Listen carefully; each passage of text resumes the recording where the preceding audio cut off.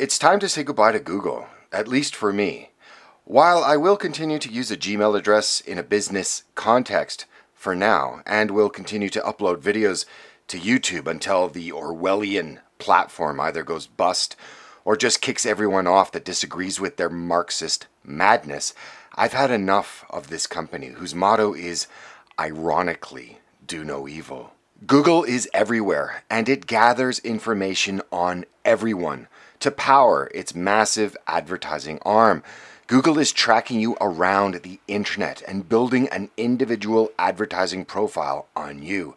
And because if you're not paying for the service, the product is you. And Google has a history of abusing users' trust. In 2010, Google launched a social networking tool called Buzz that automatically listed people as followers of people with whom they frequently emailed or chatted with on Gmail. Google was also caught bypassing the privacy settings of the Safari browser used by millions of iPhone and other Apple users by using a special computer code to trick their browsers into allowing Google tracking.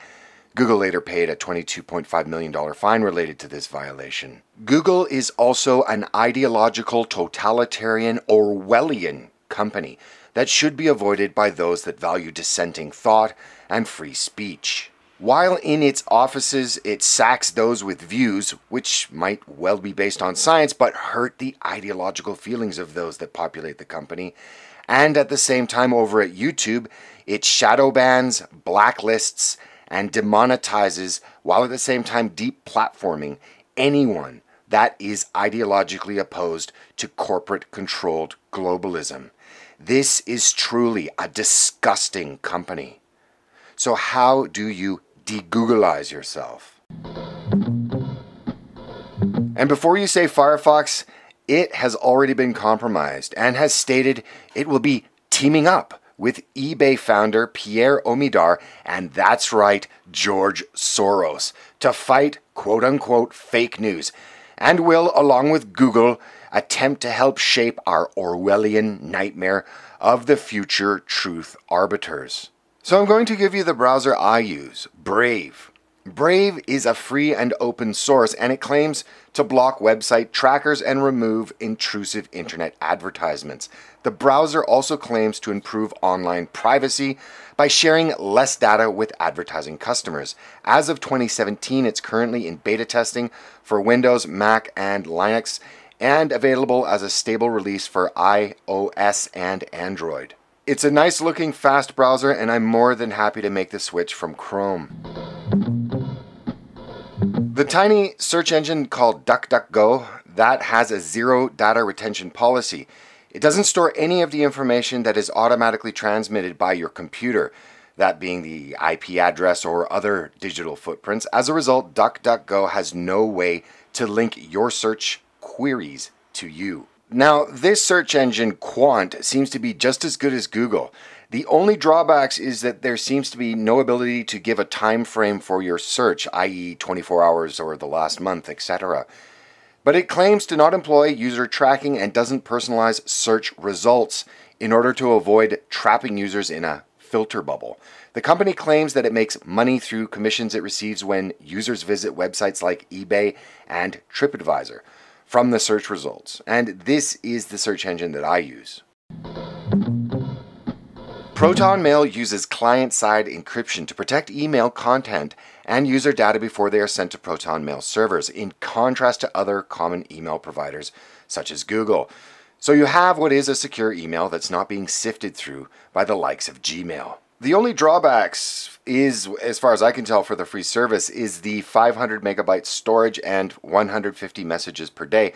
But if used strictly for personal communications, I can't imagine what more one individual would need. Well, YouTube is the one arm of Google that's becoming an ideological echo chamber and is truly an expression of Google's desire to try and control the freedom of speech and the range of opinions people are allowed to have. It really has already begun, as it's blacklisting channels for wrongthink, a video I will be making shortly, but there are alternatives. While none of the following have the reach or the library of YouTube in terms of videos, I think it will change soon. There is several companies, I'll just run through them fast. There's the French Dailymotion, vid.me, BitChute, as well as Minds, which acts as a kind of bridge between YouTube, Twitter, and Facebook. And speaking of Facebook, I think that this is another one of these monolithic companies that should be avoided at all costs. I personally have stayed away from posting any personal information on that platform, and I think you should too. I use it only in the capacity of Black Pigeon Speaks, actually. And as stated, a substitute, while admittedly still kind of clunky, there is Minds, but there's also the new platform Gab.